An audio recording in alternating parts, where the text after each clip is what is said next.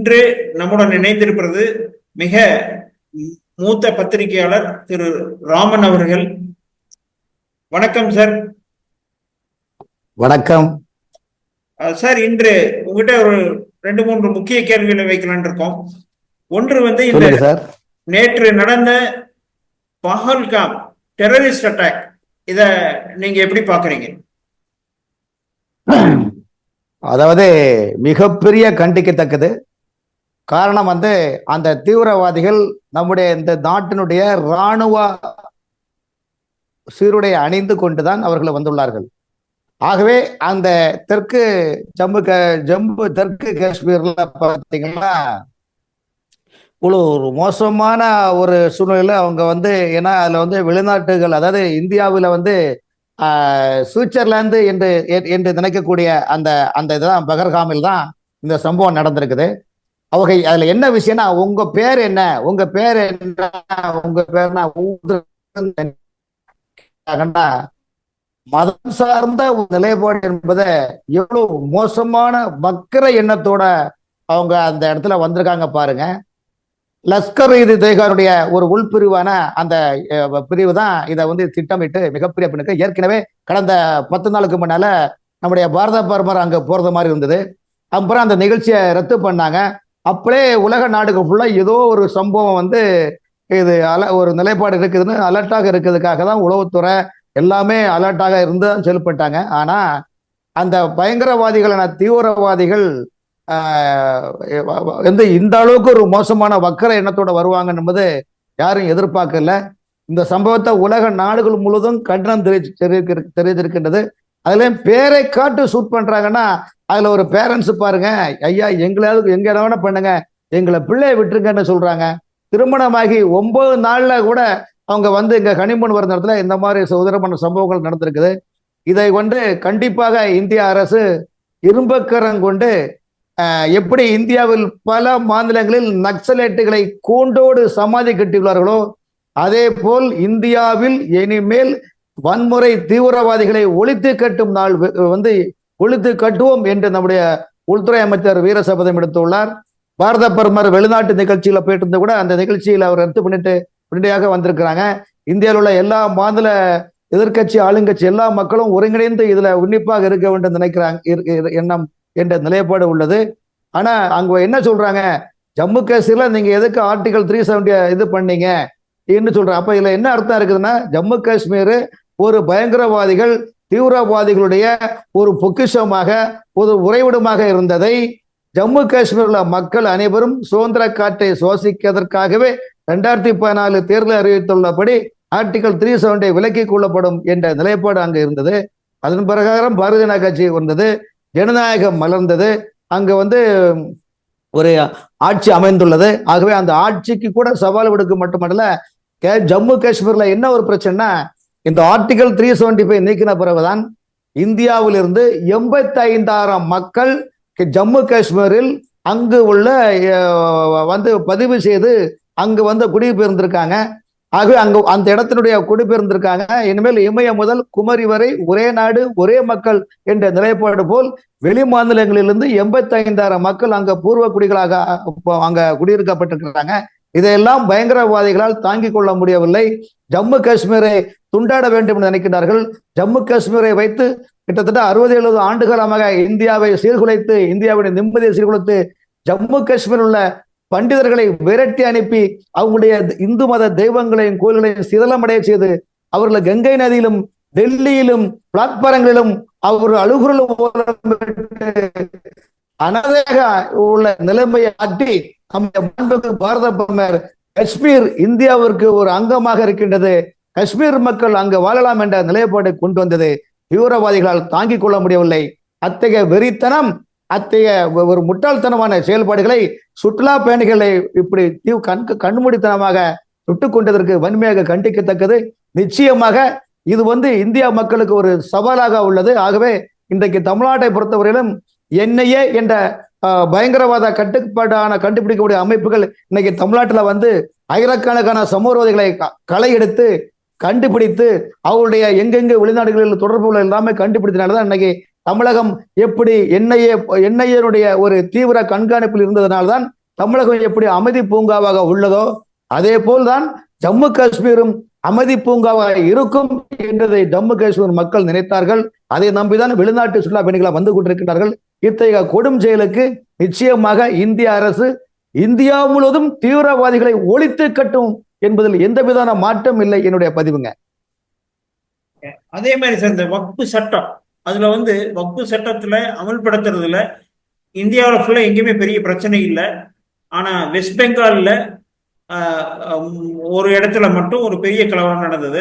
So அதை பற்றி உங்களுடைய கருத்து என்ன? வக்ஃப் போர்டு வாரியம் என்பது அதை பற்றி சொல்ல வேண்டுமானால் பாகிஸ்தான் நாட்டுடைய நிலப்பரப்பை விட 25 மடங்கு கூடுதலாக இந்த வக்ஃப் போர்டுகள் மடக்கி இடம் எங்களுக்குள்ளன்னு சொல்லியிருக்கிறாங்க. இதனால தேசம் முழுவதும் மிகப்பெரிய பிரச்சனைகள் சர்ச்சைக்குரிய உள்ளது. ரெண்டாவது, வக்ஃப் போர்டு என்ற நிலைப்பை ஏழை எளிய மக்களுக்கு, இஸ்லாமிய ஏழை எளிய மக்களுக்கு கல்விக்கு வளம், வேலை வாய்ப்பு இதில் போல முக்கியத்துவம் கொடுக்காத அந்த திட்டம். ஆனால் அதை ஆக்கிரமித்து வைத்துக் கொள்வர்களும் அதை கபலீகரம் செய்து விட்டவர்களும் தங்களுடைய குடும்ப நலனை பெருக்கிக் கொள்ளதான் அந்த வக்ஃப் போர்டை பயன்படுத்துகிறார்கள். ஆகவே நம்முடைய மத்திய அரசு இது இஸ்லாமிய மதத்துக்குள்ள மக்களுக்கு எல்லோருக்கும் கடைநிலை மக்களுக்கும் சென்றடைய வேண்டும் என்ற உயர்ந்த லட்சியத்தில் தான் நம்முடைய நாடாளுமன்றத்தில் அந்த திட்டம் நடைமுறை திட்டங்கள் பாஸ் பண்ணாங்க. ஆனா மேற்கு வங்கத்துல அங்க இருக்கிற பல இஸ்லாமிய பயங்கரவாதிகள், ரோஹிங்கியோ பக்கத்தில் இருக்கிற பங்களாதேஷ், பக்கத்தில் இருக்கிற பர்மாவிலிருந்து பல்வேறு ஆப்கானிஸ்தான் பயங்கரவாதிகள் மக்களோடு மக்களாக இணைந்து மேற்கு வங்காளத்தில் இல்லீகலாக குடியிருக்கின்றார்கள். அவர்கள் ரோஹிங்கியோ என்ற ஒரு முகமூடியை போட்டுக்கொண்டு அங்கு வாழக்கூடிய இந்தியா நாட்டு மக்களோடு மக்களாக இணைந்து கொண்டு அங்கு பயங்கரவாதத்தை கட்டமைத்து விட்டு கொண்டு, அது மட்டுமல்ல அங்கு விரைவில் சட்டமன்ற தேர்தல் வர இருக்கின்றது. ஆகவே இந்த சட்டமன்ற தேர்தலை அந்த இஸ்லாமிய மக்களுடைய வாக்குகளை நமக்கு தேவை என்றுதான் திரிணாமுல் காங்கிரஸ் நினைக்கின்ற காரணத்தால் தான் மேற்கு வங்கத்தினுடைய மாநில அரசு அதை வேடிக்கை பார்த்து கொண்டிருக்கின்றன. காரணம் என்னவென்றால், மேற்கு வங்கத்தில் எப்படி இந்த வக்ஃப் போர்டை எதிர்க்கின்றார்களோ அதே போல் தமிழகத்திலும் சில அரசியல் கட்சிகளும் இங்குள்ள ஆட்சியாளர்களும் வக்ஃப் போர்டை எதிர்க்கின்றார்கள். இந்த வக்ஃப் போர்டை ஏன் இருக்கின்றார்கள் என்றால், அவர்களுக்கு ஓட்டு வங்கி என்ற ஒரே கதாபாத்திரத்தில் இருக்கிறார்கள் தவிர்த்து அந்த வக்ஃப் போர்டினால் என்ன நன்மைகள் என்று அவர்கள் யோசிப்பது கிடையாது. இவர்கள் எல்லாம் ஓட்டு வங்கிக்கு பயன்படுத்தார்கள் தவிர்த்து இஸ்லாமிய அடிப்படை மக்களுக்கு, ஏழை எளிய மக்களுக்கு கல்வியிலும் வேலைவாய்ப்பு திட்டத்திலும் வளர்ச்சி திட்டத்திலும் அவர்களை மேம்படுத்த வேண்டும் என்ற எண்ணம் மேற்கு வங்க அரசுக்கோ தமிழக அரசுக்கோ கிடையாது. ஆகவே இதை மத்திய அரசு நன்கு புரிந்து கொண்டு எல்லா அந்த இஸ்லாமிய மக்கள் அடித்தட்டு மக்களுக்கு கூட பயன்பெறும் விதத்தில் தான் இந்த வக்ஃப் போர்டு திட்டத்தை பாஸ் செய்து கொண்டார்கள் என்பதை என்னுடைய கருத்து. காரணம், இஸ்லாமிய மக்கள் அன்பு மார்க்கம், அமைதி மார்க்கம் என்று அவங்களுடைய இஸ்லாம் குர்ஆன் என்ன கூறுகின்றதோ அதே போல் இந்தியாவில் ஹிந்து, முஸ்லிம், கிறிஸ்தவர்கள் அனைவரும் ஒருங்கிணைந்து செயல்பட்டு ஒரு குடையங்கள் வாழ வேண்டும் என்பதுதான் நம்முடைய பாரத பிரதமருடைய கனவு. அந்த கனவு நினைவாகும் என்பதை குறிப்பிடத்தக்கது. ஆகவே மேற்கு வங்கத்தில் நடக்கின்ற அந்த வன்முறை கலாச்சாரம், மேற்கு வங்க அந்த திரிணாமுல் காங்கிரஸ் கட்சி ஓட்டுக்காக பயன்படுத்தக்கூடிய ஒரு நிலைப்பாடு. அங்கு பல இடங்களில் இந்துக்களை பந்தாடப்படுகிறார்கள். பங்களாதேஷில் எப்படி சிறுபான்மை மக்களை உயிரும் உடமையும் அச்சுறுத்தலாகி அவருடைய உடைமைகளையும் எப்படி அடுத்து சேதமாக்கின்றார்களோ அதே போல் மேற்கு வங்காளத்தில் இந்துக்கள் சிறுபான்மையாக இருக்கிற பகுதியில் மிகப்பெரிய கலவரத்தை பட்டவிட்டு விடுவது மேற்கு வங்கத்தினுடைய அந்த திரிணாமுல் காங்கிரஸ் தேர்தல் ஓட்டு வேட்டைக்கான ஒரு நாடகம் என்பதுதான் என்னுடைய கருத்து. சார், இன்று திமுக ஒரு பெரிய கருப்பு நாள்னு சொல்லலாம். அதாவது 3 ஜட்ஜ்மெண்ட், கோர்ட் ஜட்ஜ்மெண்ட் திமுகவுக்கு எதிராக வந்திருக்கு. ஒண்ணு மிக முக்கியமா செந்தில் பாலாஜியுடைய பெயில் வழக்கு. அதுல சுப்ரீம் கோர்ட் தெளிவா சொல்லியிருக்கு, ஒண்ணு பெயில் வாங்குங்க, இல்லாட்டி மினிஸ்டர் போஸ்ட் ரிசைன் பண்ணுங்க. இது 2ல ஏதோ ஒன்று முடிவு பண்ணிட்டு மண்டேக்குள்ள சொல்லணும்னு சொல்லிட்டாங்க. ஸோ இதை எப்படி பாக்குறீங்க? இன்னொரு வழக்குல நம்ம துரைமுருகன் அவர்கள் சொத்து சேர்ப்பு வழக்கில் விடுவித்து தவறு என்று கோர்ட் சொல்லியிருக்கு. 2வது. 3வது பொன்முடி அவர்கள் இவ்வளவு அமைதிக்கு குந்தகம் விளைவிக்கும் வகையில் பேசியதற்கு ஏன் இதுவரைக்கும் ஆக்ஷன் எடுக்காம இருக்கீங்கன்னு டைரக்டா கேள்வி கேட்டிருக்கு. ஆனா இதுக்கு 3க்குமே திமுக என்ன செய்ய போகுது? திமுக ஆக்ஷன் எடுக்குமா, இல்ல திருப்பி எப்பவும் போலதான் அப்படியே கடந்து போகுமா? 1945 தமிழ்நாட்டில் திராவிட கட்சிகள் எடுத்துக்கொண்ட ஆயுதம் பிராமண எதிர்ப்பு. அது மட்டுமல்ல, தமிழகத்தில் ஆன்மீகத்தையும் சனாதன தர்மத்தையும் குழி தோண்டி மூட்டினால்தான் நாம் இங்கு அரசியல் செய்ய முடியும் என்ற ஒரு கற்பனையான, ஒரு கரடுமுரடான, ஒரு காட்டுமிராண்டித்தனமான ஒரு எண்ணங்களை கட்டவிழ்த்து அதை தன்னகத்தை கொண்டுதான் திராவிட கட்சி என்பது யாரும் மறந்துவிட முடியாது. இத்தகைய சூழ்நிலை தான் 1967 பெருந்தலைவர் காமராஜருக்கும் ராஜாஜிக்கும் இருந்த நல்ல கருத்து ஒற்றுமையை கருத்து வேற்றுமையாக்கி அதன் மூலமாக குளிர் கண்டதுதான் திராவிட கட்சி 67ஆம் ஆண்டு. இன்று முதல் தமிழ்நாட்டில் திமுக அதிமுக என்ற ஆட்சிதான் மாறி மாறி வருகின்றன. ஆக அதில் திமுக பொறுத்தவரைக்கும் பொய், புரட்டு, அது போல பேசி, தாசி, ஓசி என்று மக்களை வாக்களித்த மக்களையும் தமிழகத்தின் ஜனநாயகத்தை கேலிக்கூறியாக்கக்கூடிய ஒரு எண்ணம் கொண்டவர்கள் திராவிட முன்னேற்ற கழகத்தில். ஆனால் அவர்கள் நீதிமன்றத்தில் வழக்கு தொடர்கிறார்கள். என்னன்னா, எங்களை ஈடியோ ஐடியோ யாரும் எங்களை விசாரிக்க கூடாது என்று சொல்றாங்க. இது எப்படின்னா, இரணியன் வர வாங்குவாங்க பாருங்க. என்னை வீட்டிலோ வெளியிலோ இரவோ பகலோ உன்னால் படைக்கப்பட்ட தேவராசிகளால் என்னை கொல்ல முடியாது என்ற வரம் எப்படி கிடையாது, அதே போலதான் இந்த திராவிட முன்னேற்ற கழகம் கட்சி. அவர்கள் ஆட்சி வரும்போதெல்லாம் எதிர்க்கட்சியாக இருந்தால் ஆளுநர் தேவை, எதிர்க்கட்சியாக இருந்தால் குடியரசுத் தலைவர் தேவை, எதிர்க்கட்சியாக இருந்தால் பிரதமர் தேவை, எதிர்க்கட்சியாக இருந்தால் உள்துறை அமைச்சர் தேவை. ஆனால் ஆளுங்கட்சிகளை வந்தால் இவர்கள் யாரும் தேவையில்லை. நாம சம்பாதிக்கணும், நாம தமிழ்நாட்டு மக்களை ஏமாத்தணும், இந்த ஒரே மெண்டல் இருக்கிறாங்களே தான். அதனாலதான் இன்னைக்கு இடி ஐடி கூட நிலைப்பாடுல கூட என்ன சொல்றாங்க, இன்னைக்கு என்ன உங்களை நீதிமன்றம் சரியான தீர்ப்பு கொடுத்துருக்குங்க. நீதிமன்றத்துடைய தீர்ப்பு பிரகாரம் பாத்தீங்களா, திமுகவுக்கு ஓட்டே போடாதீங்க என்ற ஒரு மனநிலை இன்னைக்கு மக்கள் மத்தியில வந்திருக்குது. காரணம் என்ன, செந்தில் பாலாஜியுடைய நீ எப்படிங்க இவ்வளவு ஒரு குற்ற பின்னில் உள்ளவங்க 1.5 வருஷம் ஜெயில இருந்தீங்க, நீ இப்படும் மந்திரி சபை தொடர்றது என்ன அர்த்தம்? அதனால நீங்க மந்திரி பதவியை ராஜினாமா பண்றீங்களா அல்லது நீங்க ஜெயிலுக்கு போறீங்களான்னு நீதிமன்றம் எழுப்புது. அதே போல பொன்முடி ஆரம்பத்திலேயே பாத்தீங்களா, அவர் கேவலப்படுத்தி ஊராட்சி மன்ற கூட்டத்துல யூனியன் சேர்மனை பார்த்து நீ எஸ்சியா என்று கேட்டவர் தான், உங்களுக்கு தெரியாதுன்னு இல்ல. அதே போல அவரு அந்த மழை காலத்துல பாத்தீங்கன்னா மக்கள் மத்தியில பெரிய கேவலமா பேசும்போது மக்கள் சேரும் சகதியமா அவர் மேல கொடுத்து வீசினாங்க. அது பிறகு ஜாதி நீ சைவமா நீ இந்த மாதிரிலாம் கேவலமான வார்த்தைகளை பேசி மக்களுக்கு அருவருப்பான வார்த்தைகள் எழுப்பக்கூடியதுல திமுகவுக்கு கை வந்த கலைகள். எப்படி ஒரு காலத்தில் ஆபாச பூக்கை படித்து ரகசியமாக நம்ம படிப்போமா, அதே போல் இவர்கள் கெட்ட வார்த்தை பேசுவதில் கை வந்த கலைஞர்கள் இவர்தார்கள் தான். ஆகவே தான் பொன்முடி அமைச்சர் கூட நீங்க எப்படி நீங்க பண்ணலாம்னு சொல்லிட்டு அவருக்கும் நீதிமன்றம் கூட்டு வைத்துள்ளது. துரைமுருகன் அவர்களும் சொத்து பிரச்சனைகள் மட்டுமல்ல, அவர் பேசக்கூடிய வார்த்தை எல்லாமே இன்னைக்கு திமுக அமைச்சர்கள் பெரும்பாலான அமைச்சர்கள் மீது நீதிமன்றம் குட்டு மேல குட்டு வைத்து திமுக தலை கொண்டு நிற்கின்றது.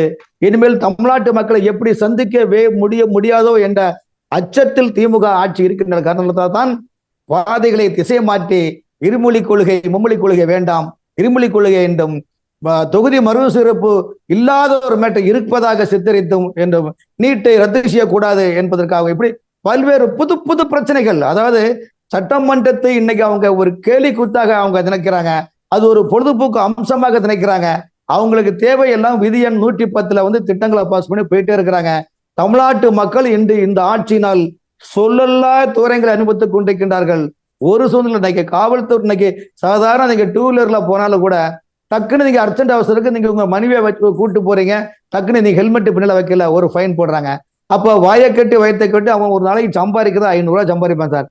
அந்த 500 ரூபாயும் டிராபிக்ல கொண்டு தான் எப்படி சார் வாழ்வான்? இப்படி மக்கள், அதாவது மாட்டுக்கு எப்படி சுரப்பூசியை போட்டு பாலை கறக்கின்றார்களோ அதே போல் தமிழ்நாட்டில் உள்ள மக்களை சொல்லல்லா தூரங்கள் அத்தனை விலைவாசிகளும் நீங்க ஏத்தி இன்னைக்கு ஒவ்வொரு நாளும் ஏழை மற்றும் நடுத்தர மக்களுடைய ஒவ்வொரு நாளையும் ஒரு ஆண்டு போல கழித்து கொண்டிருக்கக்கூடிய நிலைப்பாடில் இந்த ஆட்சி மக்களை தள்ளிவிட்டுள்ளது. ஆகவே தான் இவர்களுக்கு திசை மாற்றி மக்கள் மத்தியில் பேர் கட்டு விட்டது, எல்லா இடத்திலும் பேர் கட்டு விட்டது. அரசு துறை அதிகாரிகள் அனைவரும் கலைநிலை ஊழியர்களுடைய பேச்சுகளும் அரசு தொழிற்சங்க தலைவருடைய யூனியன் பேச்சுகளும் அவர்கள் மதிப்பதில்லை, கேட்பதில்லை, சொல்லுகளையும் கேட்பதில்லை. அந்த நிலைப்பாட்டினால்தான் இன்று திமுக தனிநலத்தாளம் போட்டுக் கொண்டிருக்கின்றது. இத்தகைய சூழ்நிலையிலிருந்து திசை மாற்றம் தான் சட்டமன்றத்தில் நடக்கக்கூடிய சட்டப்பேரவை கூட்டத்தில் கூட எதிர்கட்சி எம்எல்ஏக்கள் தலைவர்களை பேச விடாமல் தடுக்கின்றார்கள். மத்திய அரசு மீது வசைப்படுவது, ஒன்றுமே இல்லாட்டா ஆளுநர் மீது வசைப்படுவது. இதுதான் இன்றைய திமுகவுடைய ஒவ்வொரு நாளும் அவர்கள் சட்டப்பேரவையை ஒரு பொழுதுபோக்கு அம்சமாக இருந்து கொண்டிருக்கிறார்கள். 2026 வரக்கூடிய சட்டமன்ற தேர்தலில் திமுக துடை தெரியப்படும் என்பது எதிர்க்கட்சி தலைவர்கள் மட்டுமல்ல, நம்முடைய மத்திய உள்துறை அமைச்சர் அமித்ஷாவே அந்த அந்த வார்த்தையை தான் கூறியுள்ளார்கள் என்பது என்னுடைய பதிவுங்க. இன்னொன்னுங்க, இந்த இடி கேஸ் டாஸ்மாக் வந்து இடி ரைட் பண்ணது தவறுன்னு சொல்லிட்டு இவங்க ஒரு கேஸ் போட்டாங்க. அதுக்கும் வந்து இன்னைக்கு கோர்ட் ஜட்மெண்ட் கொடுத்து அது தவறெல்லாம் கிடையாது, நீங்க வந்து ரைட்டை கண்டினியூ பண்ணலாம்னு சொல்லியிருக்கு. ஸோ இது செந்தில் பாலாஜிக்கு மேலும் ஒரு பின்னடைவா இல்ல திமுகவுக்கு பின்னடைவா? சார், இடி ஐடி ரேடுன்னு இவங்க வந்து என்ன சொல்றாங்க, இடியும் ஐடியும் புத்தன் வீட்டுல வருதா இல்ல காந்தி வீட்டுல வருதா சொல்லுங்க. ஊரை அடித்து உலையில போட்டு ஆட்சி என்ற கட்டில் அமர்ந்து கொண்டு அந்த துறையை பந்திப்பாய் போல் சுருட்டி கொள்ளுவர்களை ஈடி வராம எப்படிங்க வந்து மகாத்மா காந்தியுடைய பேரனா வருவார் உங்கள்கிட்ட வந்து சொல்லுங்க. இவர்களுக்கு மடிநுறைய கணம் உள்ளது, ஒவ்வொரு துறையிலும் இப்படி ஊழல் உள்ளது, இவர்களை எங்களை விசாரிக்க சொல்றாங்க. ஆகவே செந்தில் பாலாஜி நீதிமன்றத்தின் கேள்விக்கு பதில் சொல்லாமல் தவித்துக் கொண்டிருக்கின்றார்கள். அவர் ராஜினாமா செய்து கொண்டால் அவருக்கு எல்லா வகையிலும் சேஃப்டியான நிலைப்பாடு இருக்கும். இல்லாவிட்டால் மீண்டும் நீதிமன்றத்தின் மூலமாக அவர் கைது செய்யப்படுவார் என்பது நீதிமன்றம் சொல்லக்கூடிய தரப்பிலிருந்து புரிந்து கொள்ளலாம். அதே மாதிரிங்க, இந்த செந்தில் பாலாஜியோட